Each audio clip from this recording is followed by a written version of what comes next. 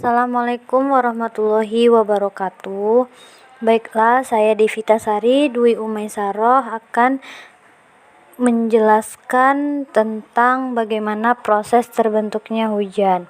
Ada beberapa tahapan dalam proses terbentuknya hujan, diantaranya yaitu yang pertama, tahap evaporasi.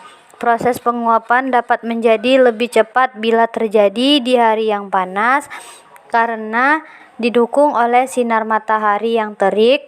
Semakin panas suhu ruangan tersebut, maka air akan semakin cepat menguap. Yang kedua, tahap kondensasi.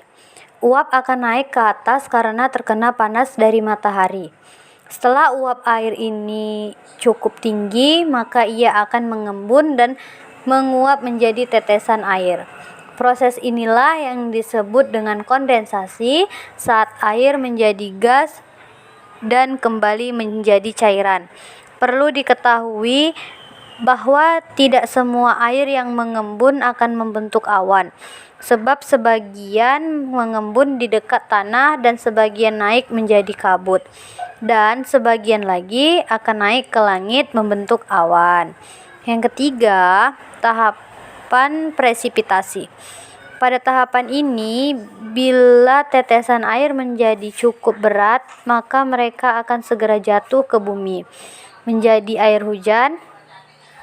Tahapan ini pun juga disebut presipitasi dikarenakan ada beberapa macam bentukan saat tetesan air ini turun, seperti air hujan, salju, dan hujan es. Presipitasi adalah peristiwa jatuhnya titik-titik air ke permukaan bumi, baik dalam bentuk cair ataupun kristal salju yang jatuh dari atmosfer bumi.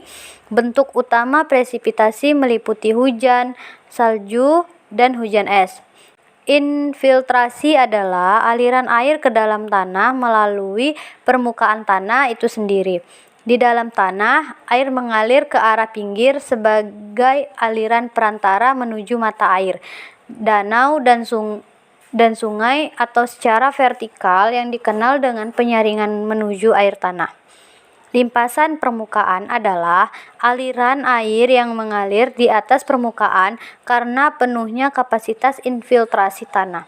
Limpasan merupakan unsur penting dalam siklus air dan salah satu penyebab erosi limpasan yang muncul di permukaan sebelum mencapai saluran tersebut, sumber tidak langsung.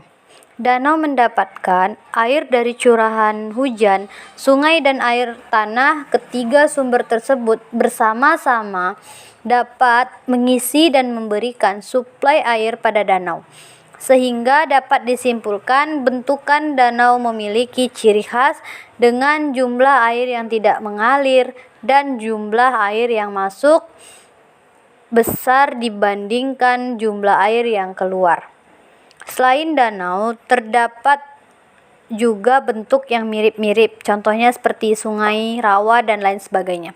Dalam hidrogeologi, aliran air tanah diartikan sebagai bagian aliran sungai yang telah menyusup ke tanah, memasuki zona freatik, dan telah dibuang ke saluran sungai atau mata air, dan air rembesan ini diatur oleh persamaan aliran air tanah. Angin laut atau angin darat adalah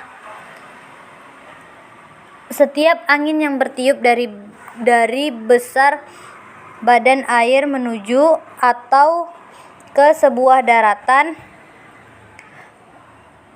Itu berkembang karena perbedaan tekanan udara yang diciptakan oleh perbedaan kapasitas panas air dan lahan kering, dan dengan demikian angin laut lebih terlokalisasi daripada angin yang ada.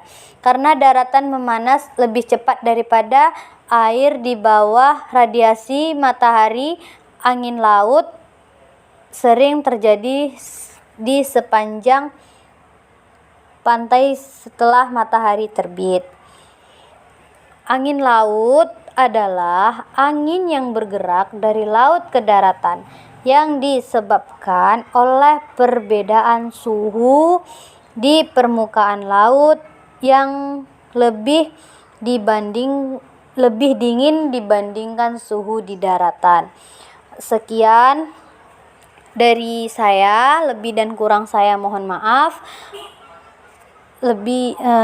Saya akhiri dengan wabillahi taufiq wal hidayah. Assalamualaikum warahmatullahi wabarakatuh.